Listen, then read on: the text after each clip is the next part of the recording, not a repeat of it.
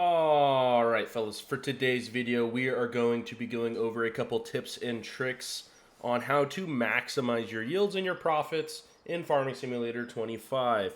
We're going to go over a couple different things in this video, but yeah, so anyways, let's get into it.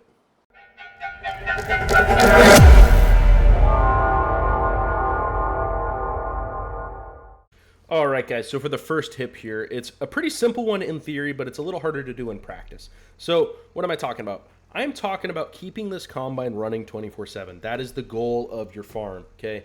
If this combine stops, your money stops. Plain and simple. You're not making money seeding, you're not making money plowing, you're not making money doing anything but harvesting. So how do we actually get that to harvest nonstop? Okay, there's a couple different ways to do it. If you're doing grass, a really easy way is you basically just turn the speed up, and by the time you're done mowing, it's done.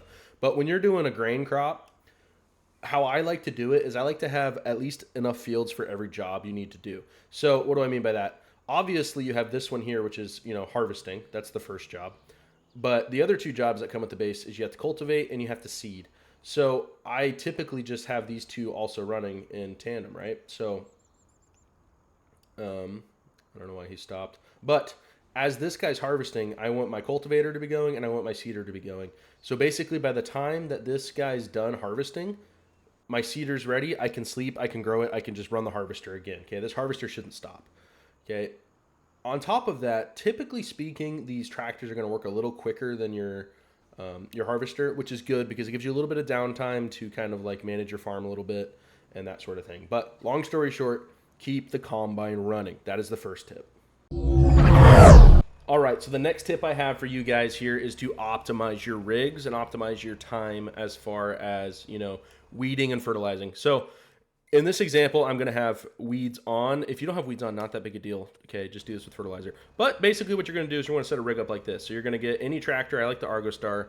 Okay, put the fertilizer spreader up front. So you get this fertilizer spreader, the ZAT S3200, and then a weeder that fits on the back as an implement. You don't want a pole one works fine too, right? But this one's a lot cheaper and it's not a trailer. I find it a lot easier to do this without the trailer, even though it's smaller. It's not really going to take that long. This thing has a very quick working speed and pretty good width. But anyways, you want to set your trailer up like this. You put the fertilizer spreader and the weeder on the back, okay? So now what I'm going to do is I'm going to sleep one day, okay? And what that's going to allow me to do is it's going to allow me to weed and fertilize the next day. And you can just get that out of the way. So when you, in the previous example, I was telling you to keep your combine running. The only time that combine is going to stop is when you're sleeping. Okay. You can, if you have withering on or crop destruction is a little different, you're going to actually have to pause your harvester for a little bit. But let's just say you don't. Okay. After I finish seeding, I'm going to sleep one day and then this guy's still going to be working. So now I have to get this guy going and I need to get rid of these weeds before they get too big. So I'm going to turn on the weeder here, get that thing spread out. And then I'm going to fertilize. And now the fertilizer spreader, you're going to notice here, if I switch to, that's not what I wanted, wrong button. If I switch to the fertilizer, I have a 42 meter working width. That's too big. I don't need it that big. So what I'm going to do is I'm going to change the working width here. Let's see here. With R1, I'm going to change it to 12 meter or 15 meters. That way I don't waste much fertilizer. And basically what that's going to do is it's going to make the fertilizer the same as the weeder. Okay. That way you're not wasting fertilizer. Fertilizer is decently expensive. The other way you could do that is you could just like keep it 40 and only turn it on every 3 rows. Either way works. I usually just do it this way. It's a little easier to keep track of. But you're going to turn that on. Okay. You're going to lower that and you're just going to drive through and you're going to kill 2 birds with 1 stone. You're going to weed and fertilizer all in one go. Okay. That's going to save you time. This thing moves quick. You're probably going to outpace your harvester still and get this done before you need to fully time speed up to actually harvest it. But anyways, get your weed or fertilizer set up like this. Great tip. Now the next tip I have here is to never roll your fields, okay? There's no reason to do it. It's a horrible investment. If you look it up, I believe you only get a 2.5% yield increase for rolling your field. That's insanely low. That's nothing. That's basically a worthless amount. Not only that, but you got to pay $100,000 to get this thing. So, okay, so like let's just say, yeah, okay, I want to really get that extra, 2%. It really matters to me. Well, you also got to factor in that's going to be like 100 harvests to get this thing back. Let's just say you harvest this whole field here. Okay, that first starter field, one of these fields, is only going to get you like $10,000, $20,000. If you're only getting more of that, you're only getting $200. You know how many? That's like what, 50 rolls before you break even on the implement. Not to mention the time you're wasting doing it. So yeah, just don't waste your time rolling. It's horribly inefficient. I do believe the exception is with grass. I think if you roll it, you get automatic full fertilization. However, my caveat to that is, who really cares with grass? Just turn your speed up and mow. You don't need to actually worry about fertilizing. I don't even bother fertilizing grass because it grows so fast. Just turn the speed up. You can basically just mow nonstop. It makes up for that. I don't think it's worth switching implements to fertilize it personally. I haven't tested that, but I don't think it's worth the headache and, you know, the investment of having to get another implement and all that. So yeah, don't roll. All right, guys, now for the next tip here, this is a pretty important one, and it's to utilize your byproduct effectively and to actually do it, okay? And don't waste your time on the bad ones. So what are some of the bad ones? Obviously, not every byproduct is worth your time. So some of the ones that you want to steer clear from is any of these smaller production buildings, these factories, these smaller ones, they take too long to actually produce a pallet. They're not really worth your time messing with. So anything, these $36,000 ones, don't bother with those, okay? You're just wasting your time. You're wasting your money. Also, I wouldn't really bother with straw swath and baling that. It takes too long, and you can't do it. You actually have to do it yourself. Can't have the AI do it. If you're into that, go for it. But if you're trying to make money, probably not the best use of your time. Even if you're trying to get manure out of it, you know, you can't really sell that for that much. It's not really worth the headache, I think. Okay. Now, but what is worth your time is something like chickens. Okay. Now, why are chickens so good? Basically, all you're doing is you're taking your grain, converting it into eggs. Okay, you're just upping the price of it. Not only that, but these chickens barely take any feed, and they actually produce a solid amount. So the capacity on this whole barn is only 10,000, right? 10,000 liters. That's like one harvester full, not even. Depending on the size of harvester, obviously. And you can also set it to auto sell. So how do you auto sell? I'll get into that in a minute. But the reason why you want to do this is because by the time you're done harvesting, you have to speed up to get another harvest through. And by then, this field is probably going to already be sold and processed through that chicken coop, right? And you can basically, if you get the proper number of chicken coops per the number of fields you're doing, you can essentially have that in indefinite loop. So by the time you're done harvesting, your chicken coops are ready to be filled again. And that way you don't have to waste time driving to the sell station.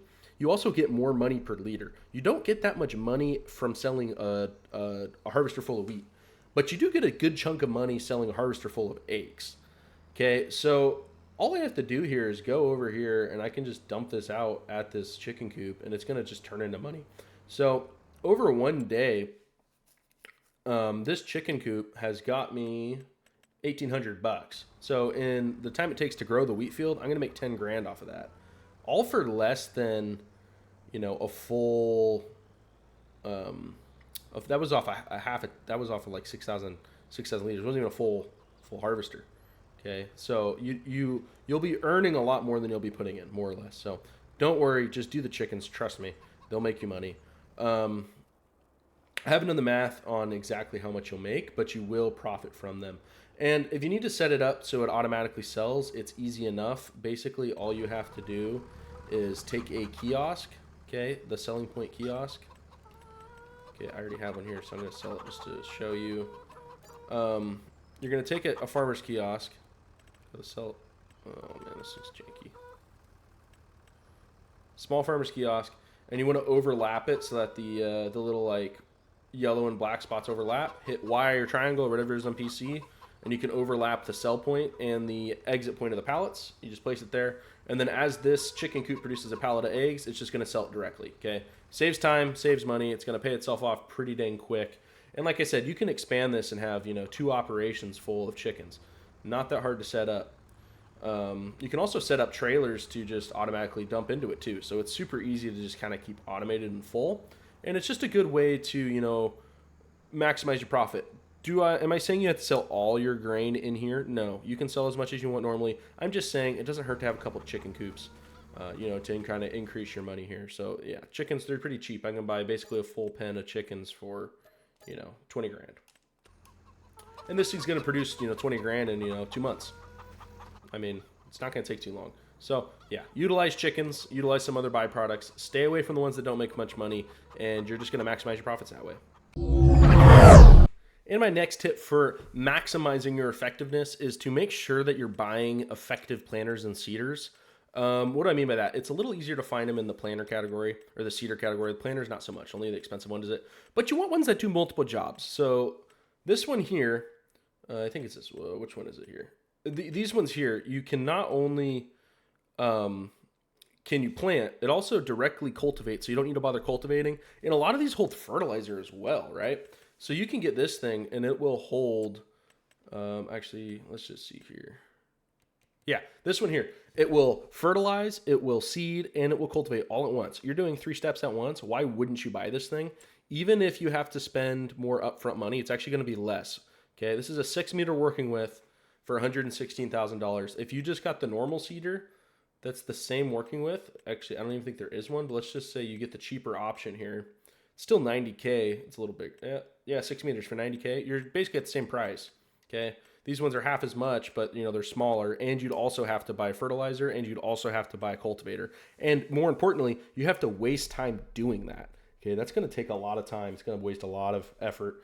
I would avoid that. Just get the seeders that do both. The planters that are good, pretty much only the big one does everything, but you at least want to get one that also fertilizes. But yeah, these direct planters, direct seeders, these are the ticket. You're going to save yourself a lot of time, a lot of money. You're going to make a lot more money doing this because you can get, 2 harvests instead of 1, more or less, is basically you're doubling your output. So definitely make sure you're getting effective multi-purpose tools. And lastly, this is kind of a bonus tip. I don't even know if you can call it a tip, but just remember that there's definitely ways to maximize or automate money behind the scenes. What am I talking about? I'm talking about generators, right? I know those aren't super fun, but if you're really in a pinch, just get a generator or 2 and speed up. It's not that big a deal. I wouldn't abuse this because it kind of ruins the point of the game. Greenhouses also kind of work like generators. They just feel like a little bit more like farming. So I have a video on how to maximize those, but yeah, just don't forget, if you need money in a pinch, just get something like that. You can also buy and sell oats directly. You can buy, if you do it in the right month on easy difficulty, you're able to buy cow feed. So I believe it's animals. You can buy oats and then sell oats for more than you purchased it for. So they cost $1,400. I think they sell for like $2,000. So you can just transfer it back and forth. If you just need a quick buck, okay, it's a little bit cheating, so I'm not going to go over it too much, but there's a couple different methods that are out there. So yeah, don't forget that those are options if you're in a pinch for money. Anyways, guys, thanks for watching the video. If you have any other tips on how to maximize your farming output, don't forget, leave a comment in the video down below, and don't forget to like and subscribe. Thanks for watching, guys.